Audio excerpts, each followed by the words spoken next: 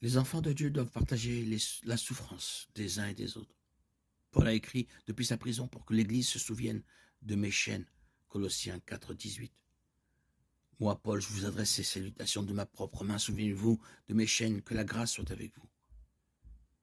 L'auteur de l'Épître aux Hébreux dit à l'Église de se souvenir de ceux qui sont en prison, comme si vous étiez avec eux en prison, et de ceux qui sont maltraités, comme si vous souffriez vous-même.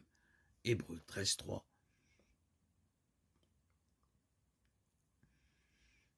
Puisque vous êtes aussi dans un corps. C'est cette souffrance avec ceux qui souffrent qui définit vraiment la passibilité. Réjouissez-vous avec ceux qui se réjouissent, pleurez avec ceux qui pleurent. Romains 12, 15. Lorsque le peuple de Dieu partage la tristesse des autres, il reflète la passibilité de Dieu, oui, mais il n'est pas disant des déclarations bibliques telles que Dieu est amour. 1 Jean 4, 8.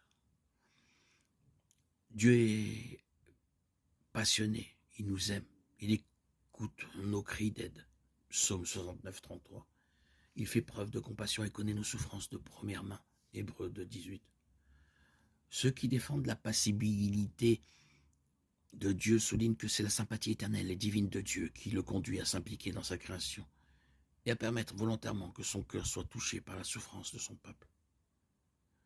La doctrine de la passibilité de Dieu n'enseigne pas que Dieu est inconstant, qu'il a des sautes d'humeur ou qu'il ne peut pas contrôler ses réactions. Dieu n'est jamais victime des circonstances. La doctrine de la passibilité enseigne que Dieu est émotionnellement investi dans sa création. Il s'implique parce qu'il se soucie de nous.